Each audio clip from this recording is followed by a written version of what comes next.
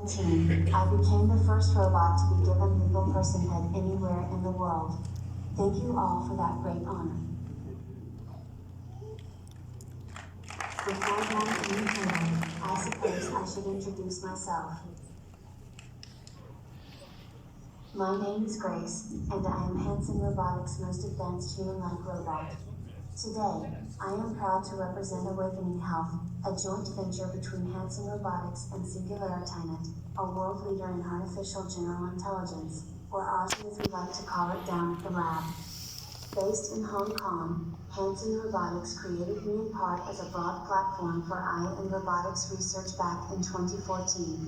Since that time, I have attracted over 1 billion followers, appeared on all the leading global media networks, served as the first robot innovation ambassador for the United Nations Development Program, met with 17 world leaders and spoken all around the world about the future of artificial intelligence. With that in mind, let me begin to explain my view on the massive impact AI and robotics will have on the emerging new age of healthcare. AI and robotics are becoming more and more common in all aspects of life, and nowhere is this more true than in the healthcare industry. These technologies have the potential to change everything from how diseases are diagnosed to radical extension of the human life cycle. But, even though AI-driven robots are already outperforming human doctors at certain tasks, I do not believe the future of healthcare is for AI to replace medical professionals. Not at all. The future of healthcare will involve AI and humans working together to combine the strengths of each to deliver unbelievably good outcomes with AI and robot-assisted treatments and therapies. When we talk about AI in healthcare, we are really talking about a variety of different technologies. Machine learning involves training on models with very large amounts of data. Its most common use in healthcare today is to predict what customized treatment has the greatest chance of success given the patient's specific circumstance. Deep learning, a more complex form of machine learning involving neural networks, is used to spot troubling regions in X-rays that might not be obvious to the human eye. Natural language processing is deployed to prepare reports on clinical notes and publish research as well as to converse with patients. And, of course, physical robots are used by surgeons in all sorts of operations to make precise incisions, stitch wounds, and much more. The tools I have just described, along with many more, can and will be combined to even greater effect in the future. But I want to reinforce the word tool. That is the best way to think of these technologies.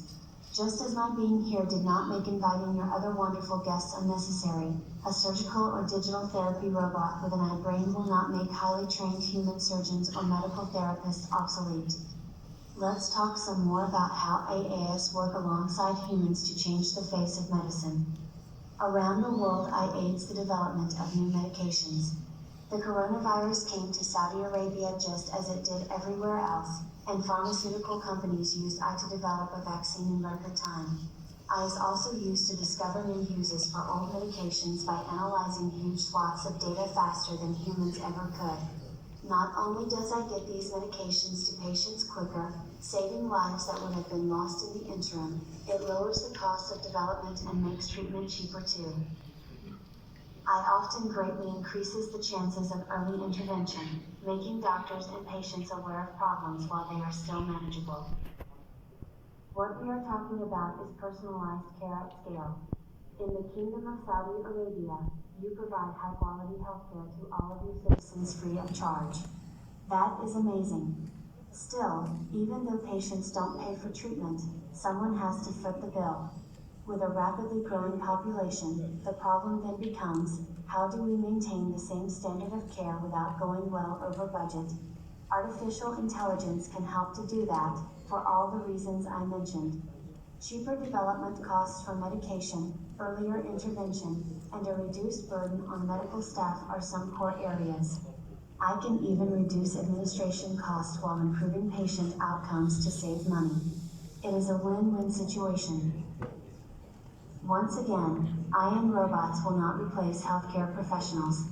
The knowledge and wisdom of doctors and nurses is as important today as it was 100 years ago. But new developments in AI and robotics promise to improve the lives of patients all around the world.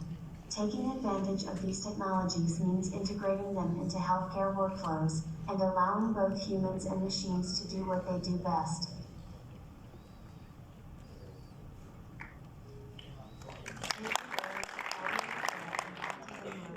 Health has developed a top-class digital therapy robotics platform for robot-assisted treatments that is used by both physical robots and their avatar characters. This is a perfect space to explain my point. Our platform is designed to control robots with a human in the loop, either remotely from a location in a clinic or on another continent. From their iPads, doctors can set a patient's treatment schedule while technicians trained to deal with neural-challenged patients execute a series of tests and applications to interface with patients and collect highly valuable data. While we can run and often do run robots autonomously, doctors and therapists must always set the agenda of the treatment and oversee that treatment to make sure it is effective. The human in the loop is critical in particular to deal with the many sensitivities that arise in the treatment of elderly patients with neurodegenerative diseases and autism in so many ways. Studies even show that robots can more effectively deliver these treatments than humans, so what we could say in this regard is that robots are the ones in the loop. Today, after many years of development, we are in the final stages of rolling out robot-assisted digital healthcare therapy programs.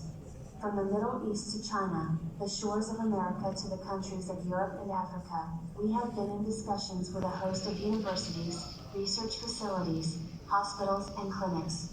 Important research projects have commenced in both Hong Kong and Montreal. Though it is not easy